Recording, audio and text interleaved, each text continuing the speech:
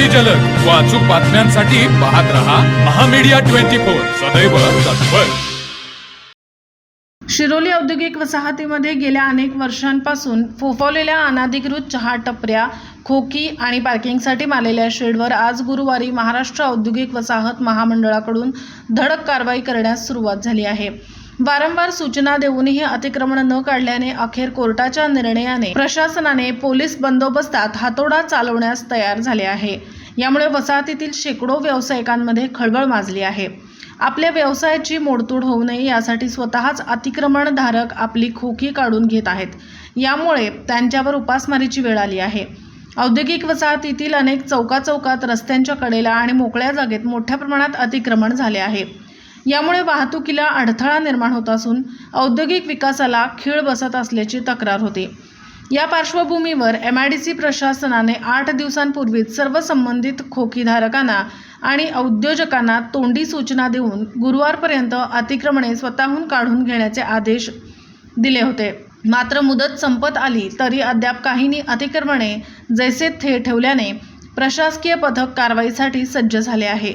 शिरोली औद्योगिक वसाहतीत सध्या सुमारे 150हून अधिक छोटी मोठी खोकी आणि चहाच्या टपऱ्या आहेत।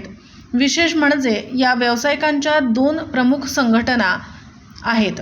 यातील एका संघटनेचे प्रकरण न्यायालयीन प्रक्रियेत अडकले आहे, तर दुसरी संघटना राजकीय पुढाऱ्यांच्या वरदहस्ताने कार्यरत असल्याचे बोलले जाते।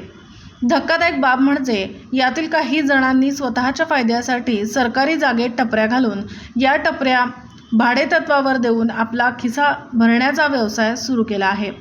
दरम्यान MIDCचे अधिकारी दर 2-3 वर्षांनी एकदा मोठी कारवाई करून वरिष्ठांची वाहवा मिळवण्याचा प्रयत्न करतात, असा आरोप आता होऊ लागला आहे।